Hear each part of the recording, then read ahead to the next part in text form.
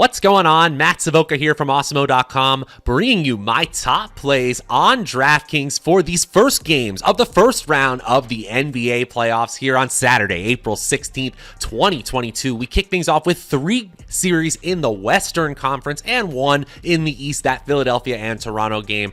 And I know that Utah-Dallas early game, the excitement's kind of zapped with Luka Doncic out here, but it still could be an exciting series, and there's always value to be had when a superstar is missing, even during the playoffs here. Before we dig into the analysis here, go ahead and like this video, subscribe to the channel, hit that notification bell so that you always know when we're going live. You guys know what to do. And if you could give me, Matt Savoca, a follow on Twitter at Draftaholic, that's always much appreciated as well. Also want to give a huge shout out to our presenting sponsor, No House Advantage. Check out the banner at the bottom of the screen. You can get up to a $25 first match deposit bonus when you use promo code Awesemo, so you can start playing those daily prop-based contests over on No House Advantage. Check it out today. All right, guys, on the screen, you see my 10 through 6 of my top plays here. Starting at number 10, OG Anunoby with 23% chance of being the optimal lineup. Him and Dylan Brooks and Draymond Green all essentially right there all together. Draymond Green, kind of an interesting choice in that later game.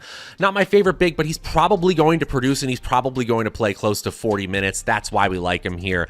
Then Royce O'Neal, also at that 25% chance of being in the optimal lineup. Again, we're looking at value plays because you know the superstars we're going to get to in the top 5. And then there's Jalen Brunson, who comes in at 6th overall. It's a little bit lower on DraftKings than it is on FanDuel. The value's a little bit better, but 7,200 for point guard, shooting guard eligible player here. And we're expecting about 40 fantasy points as well as about 40 minutes of playing time. He is obviously going to get more looks, more opportunities with Doncic not on the floor. We still have him projected for about 24 points, 5 rebounds, 5.5 assists. I think Dallas is going to get crushed. But if you're looking for fantasy value from this situation, Jalen Brunson is one of my top choices here. He doesn't quite crack the top 5, though. Who does?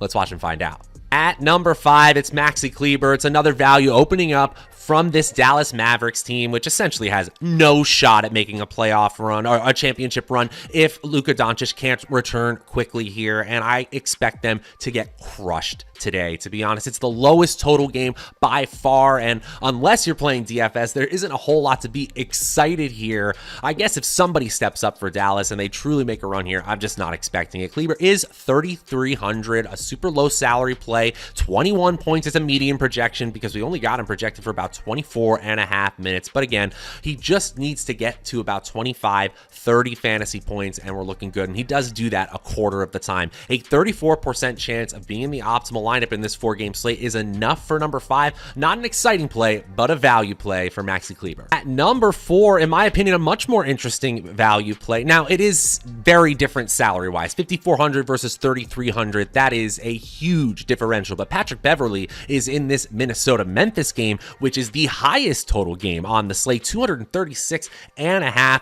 We've got Minnesota at least at a 115 implied total. We'll take that, and Beverley is going to play plenty. 33.5 minutes as a median projection would be well more than 5 minutes than he's averaged over his last 10 games. We got him at a solid 12 points median projection, but it's what he does elsewhere, right? 5.5 rebounds, 5.5 assists as our median projection, and 1.4 blocks, 1.6 steals, doing a little of everything for Minnesota. At least that's what our projections are saying. He's in the optimal lineup 35% of the time. At number 3, now we get into the superstar plays. Joel Embiid is 10,400 in salary. It's a whole lot. It's not too much. A 61.5 point median projection. We really feel comfortable if he gets to 65, maybe 70 points, then we're feeling really good. He's got a 39% chance of scoring 65 points. That is absolutely in the realm of possibilities here, especially when you're considering the fact that we got him at 38 minutes of playing time today and 34 points. Wow. I believe it. I absolutely believe it. 12.7 rebounds, 3.7 assists, over a block, over a steal. Joel Embiid, after playing like an MVP all season, we believe he continues it here against Toronto. He comes in at number 3. At number 2, it's Nikola Jokic, and in my opinion, this is easy. You play Jokic over Embiid just straight up. If you're looking at range of outcomes, could Embiid outproduce Jokic in a 1-game slate? Absolutely, guys, you know that. But if you're talking about the one player most likely to break the slate, it's obviously Nikola Jokic. A 48% chance of scoring 65 plus DraftKings points. I mean, his median projection is essentially right there, 64.15 to be exact. There is a pretty large differential when you look at optimal lineup percentage as well when you compare Jokic and Embiid. 42% for Jokic versus 37%, a pretty solid jump, where on the FanDuel side, they're essentially dead even in terms of chances of being in the optimal lineup. Jokic doesn't have the playoff minutes boost like we see for a lot of other players because he's already playing 36 plus minutes a game. We've got him up around 37 and a half tonight, and I think the salary is just fine. 10,600 on DraftKings. It's not too bad. Not too bad at all. Nikola Jokic is nearly a coin flip chance of being in the optimal lineup.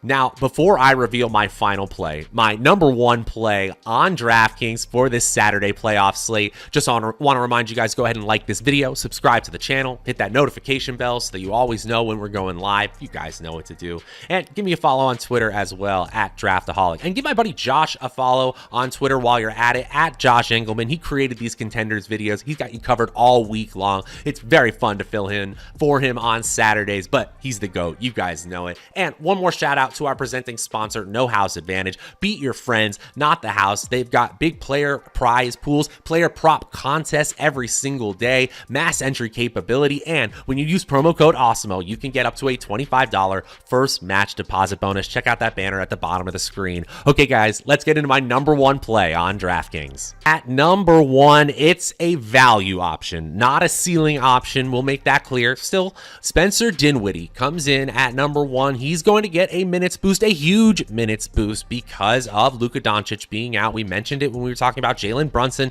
Same thing with Dinwiddie here, who's got point guard and shooting guard eligibility and is a 6,300 salary player who could easily top 40 fantasy points. In fact, we've got him at nearly 41 fantasy points as a median projection here. He scores over 45 in a third of our simulations, and he even scores over 65 fantasy points in 1 to 2% of our sims. Obviously, that is a fantastic ceiling outcome, but at least it's there for a player in this low total game. Do I think it's going to happen? Absolutely not. But 38 minutes of playing time for Dinwiddie could result in a huge performance all over the floor. Points 21 is our current median projection. Rebounds 5.7, assists 7.1, and now we're talking a 90% chance of a steal, a 30% chance of a block. Dinwiddie could make his presence felt in this series.